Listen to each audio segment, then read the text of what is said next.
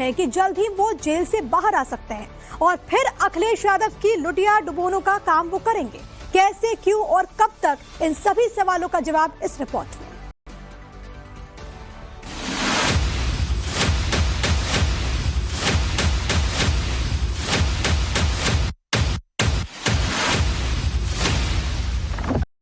धोखेबाज है, वो आपका नहीं है। जो हमें आपसे दूर करना चाहता है वो आपका नहीं है। जो हमारे बारे में आपके कानों में कुछ कहता है वो आपका नहीं है।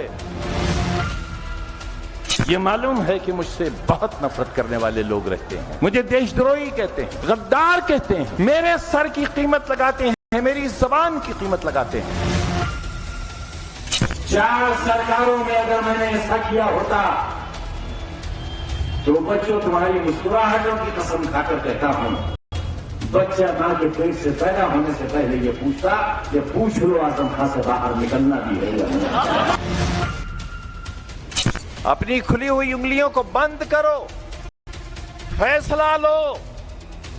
मैं जानता हूं और ऐलान करता हूं, तुम हिंदुस्तान के बादशाह नहीं बन सकते, लेकिन तुम्हारे बगैर भी हिंदुस्तान का कोई बादशाह नहीं बन सकता। ये आवाज, ये बुलंदी, ये धमक अखिलेश कैंप को डरा रही, समाजवादी पार्टी की टेंशन बढ़ा रही, क्योंकि यूपी की सियासत में आजम खान की एंट्री हो सकती है। बहुत जल्द आजम नए तेवर में नजर आ सकते हैं। लंबे समय से जेल में बंद आजम खान पर सिर्फ एक मामला पेंडिंग रह गया है, बाकी सभी मुकदमों में उन्हें जमानत मिल चुकी है। अगर बचे हुए केस में भी आजम खान को राहत मिली तो उनका सीतापुर की जेल से बाहर आना तय है और फिर 2027 के चुनाव से ठीक पहले यूपी की सियासत में बड़ा बदलाव आ सकता है। हम आपसे कहने आए हैं, इस मुसलमान का सब्र, मुसलमान की बर्दाश्त और आपके लिए, आपके वालिद मोहतरम के लिए मुसलमानों की मोहब्बत की इंतहा क्या है, बावजूद इसके कि मसीहा भी आप, कोई आपको किसी राजनीतिक दल के बारे में मुसलमानों की गलत इत्तला दे, आप उन पर यकीन मत करना। आप इलेक्शन कमीशन के आंकड़े मंगा लेना और फिर यह तय करना मुसलमान आपके साथ है या मुसलमान किसी और के साथ है। इस स्वार की गलियां, स्वार की सड़कें और इसका विकास और बंटने वाला पैसा,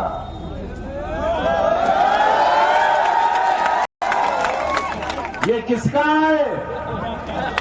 अरे ये मेरे कलम का दिया हुआ है, ये मैंने दिया है।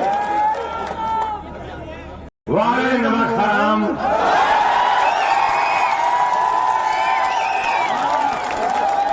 अरे बरादरी की नाक कटवा दी, नाक कटवा दी। यूं तो आजम की उम्र 75 पार है, तबीयत नासाज है, फिर भी सियासी तजुर्बे से भरपूर है। मुसलमानों का वोट कैसे पाया जाए, उन्हें कैसे भड़काया जाए, इस स्ट्रेटजी में आजम से बेहतर शायद ही यूपी में कोई मुस्लिम लीडर माना जाता है। सूत्रों का दावा है कि आजम खान नई पार्टी के गठन पर विचार कर रहे हैं। अगर उन्हें जेल की चारदीवारी से बाहर आने का मौका मिला तो इसका फौरन ऐलान कर देंगे। पहला लिटमस टेस्ट 2026 की अप्रैल और मई में होने वाले पंचायत चुनाव में दे सकते हैं। आजम गुट की इस स्ट्रेटजी से अखिलेश यादव की धुकधुकी सबसे ज्यादा बड़ी है, क्योंकि पीडीए का कैलकुलेशन बिगाड़ने की भरपूर नॉलेज है आजम के पास। आजम खान और परिवार के बीच में महज एक मुकदमा बाकी हुआ है। क्या उम्मीद है कि कितनी जल्दी वो? नहीं, हमको न्यायालय पे भरोसा है और उम्मीद है उसका ऑर्डर रिजर्व है, जल्दी ऑर्डर आएगा। तो माना जाए कि जल्दी ही आजम खान साहब जो है, आप दुआ कीजिए, दुआ कीजिए, हम सभी कर रहे हैं। आजम खान के पार्टी बनाने को लेकर पहले भी खबरें सामने आई थी, तब भी अखिलेश यादव से उनकी अनबन थी। इस बार तो संकेत भी हैं और दूरियां भी इस तरफ इशारा करती हैं। मुरादाबाद में 50.82% मुसलमान हैं, रामपुर में 50.87%, संभल में भी करीब 50%, अमरोहा में यह संख्या 40.78% है, जबकि रामपुर से लगने वाले बरेली में 34.54% मुसलमान हैं। आजम जब जेल से बाहर थे, रामपुर से मिनी सीएमओ चलाते थे, तो इन सभी जिलों में उनका दबदबा चलता था। जिस तरह मौजूदा वक्त में हैदराबाद में असदुद्दीन ओवैसी की तूती बोलती है, ठीक उसी तरह आजम खान पश्चिमी यूपी में मुस्लिम वोटों के ठेकेदार बने हुए थे। अब आजम रिहाई से सिर्फ एक जमानत दूर है, तो फिर से उनके पुराने वीडियो वायरल होने लगे हैं। सोशल मीडिया में उनकी ठसक के बाकायदा उदाहरण बताए जा रहे हैं। ये लिबास काम नहीं आएगा। हमारे मजबूत मकानात महफूज नहीं रह जाएंगे। जमाना तुम्हें जाहिल और अनपढ़ देखना चाहता है। हिंदुस्तान के मुस्तकबिल का हिस्सेदार नहीं बनाना चाहता। अगर तुम भी अपने बारे में नहीं सोचोगे तो अब 7 समंदर पार से कोई तुम्हारा हाथ पकड़कर कलम देने वाला नहीं आने वाला।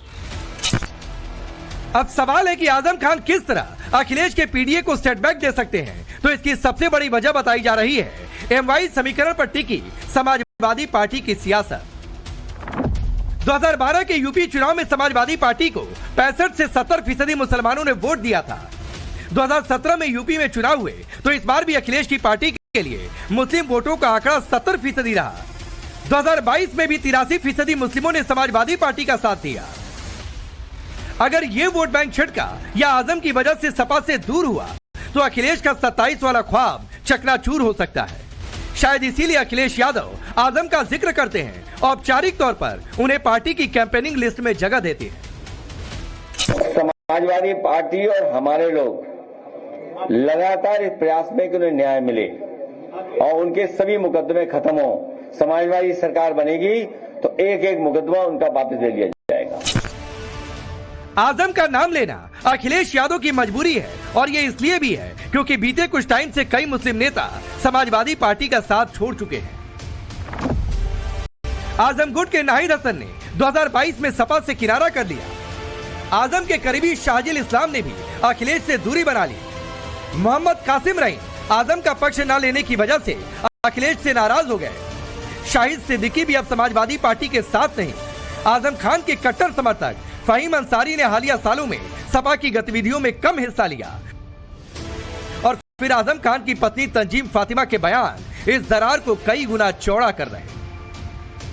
अब आप लोग लगातार यहाँ मिलने आ रहे हैं। समाजवादी पार्टी का कोई भी नेता आजम जी से मिलने नहीं आ रहा। एक समय ऐसा था कि लोग आजम जी से लगातार मिलते थे, टिकट की पैरवी करते थे। क्या कहेंगे? उनको दे देंगे।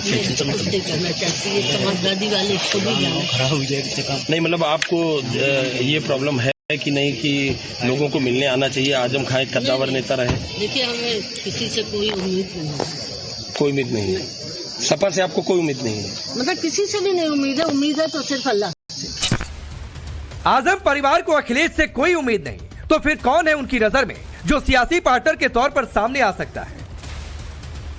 सीतापुर जेल में बंद आजम खान से सांसद चंद्रशेखर कई बार मुलाकात कर चुके हैं। चंद्रशेखर की पॉलिटिक्स को समझे तो यह अखिलेश के लिए झटके की तरह है, क्योंकि उनका मकसद पश्चिमी यूपी के मुस्लिम वोटों को समाजवादी पार्टी से तोड़ना है। लोकसभा चुनाव के दौरान अखिलेश यादव जब आजम खान से मिलने पहुंचे थे तो चंद्रशेखर ने उनसे पहले ही बाजी मार ली थी। आजम खान के सो कॉल्ड सिपा सालार यानी माफिया अतीक और मुख्तार का परिवार भी क्या आजम के साथ खड़ा होगा, ये बड़ा सवाल है। आजम खान की तरह ही आजम के बेटे अब्दुल्ला आजम को भी MP MLA magistrate trial court ने बड़ी राहत देते हुए मारपीट के एक मामले में बरी कर दिया है। 6 साल पुराने केस में आजम सुपुत्र को मिली इस गुड न्यूज ने सियासी गलियारे में नई बहस छेड़ दी है। कयास ये भी लगाए जाने लगे हैं कि जमानत पर बाहर अब्दुल्ला आजम क्या मुख्तार के बड़े बेटे के साथ कोई नई सियासी कहानी लिखेंगे। योगी आदित्यनाथ ने भी अखिलेश यादव के पीडीए की कार्ड खोजनी शुरू कर दी है और इस एक्सरसाइज को पंचायत चुनाव में बड़े लेवल पर आजमाएंगे। बीजेपी का अल्पसंख्यक मोर्चा पंचायत चुनाव में 2000 प्रधानी के लिए समर्थन दे सकता है। 120 जिला पंचायत सदस्य के लिए मुस्लिमों को समर्थन देकर लड़ाने की तैयारी है। इसके लिए 6000 मुस्लिम नेताओं को चिन्हित करना शुरू कर दिया गया है। अल्पसंख्यकों का पैगाम मोदी के साथ मुसलमान के नारे के साथ मुस्लिम समाज के लोग और मुस्लिम धर्मगुरुओं के साथ बैठकों का दौर शुरू होने वाला है। सीएम योगी भी अखिलेश यादव की बांटने वाली पॉलिटिक्स को लगातार एक्सपोज कर रहे हैं। क्योंकि बांटने वाली ताकतें बड़े पैमाने पर, जो नहीं चाहते भारत मजबूत हो, वे लोग भारत को कमजोर करने के लिए हर प्रकार के षड्यंत्र करते हैं, हर प्रकार के नई नई युक्तियां भी निकालते हैं।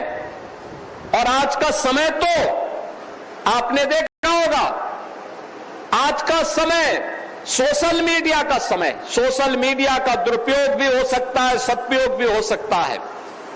सोशल मीडिया के प्लेटफॉर्म में, डिजिटल मीडिया के प्लेटफॉर्म में किस तरीके से सोसाइटी में भ्रम पैदा करने का प्रयास होता है, जाति को जाति से लड़ाने का प्रयास होता है, फेक अकाउंट बना करके कैसे एक दूसरे को गाली दे करके और गाली दिलवा करके फिर आपस में बांटने का कुत्सित प्रयास हो रहा है। यूपी में योगी वर्सेस अखिलेश के समीकरण है। अब इंतजार आजम खान का होने लगा है। बहुत संभव है अगर आजम की भविष्य में रिहाई हुई तो इस फैक्टर को भी ध्यान में रखा जाएगा। आजम खान की हिस्ट्री और अखिलेश से उनकी बिगड़ी केमिस्ट्री को भी पब्लिक किया जाएगा। आपको बता दें कि आजम खान को 100 से ज्यादा मामलों में आरोपी बनाया गया। इनमें से 81 योगी सरकार के दौरान के हैं।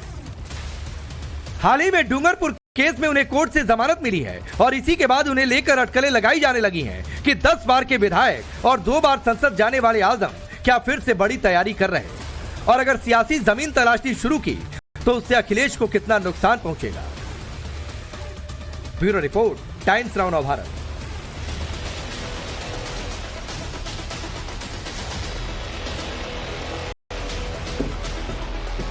नमस्कार, टाइम्स नाउ भारत देख रहे हैं आप। आपके साथ मैं हूं Shweta Bhattacharya. Morning prime time के सुपर हिट बुलेटिन खबर जरूरी है में आप सभी का बहुत बहुत स्वागत है। हम लेकर आए हैं खबर जरूरी है, जिसमें हम आपको दिखाएंगे देश से लेकर दुनिया की तमाम खबरें, हर वो खबर जिसका सीधा सरोकार आपसे है, आपके लिए जाना बेहद जरूरी है।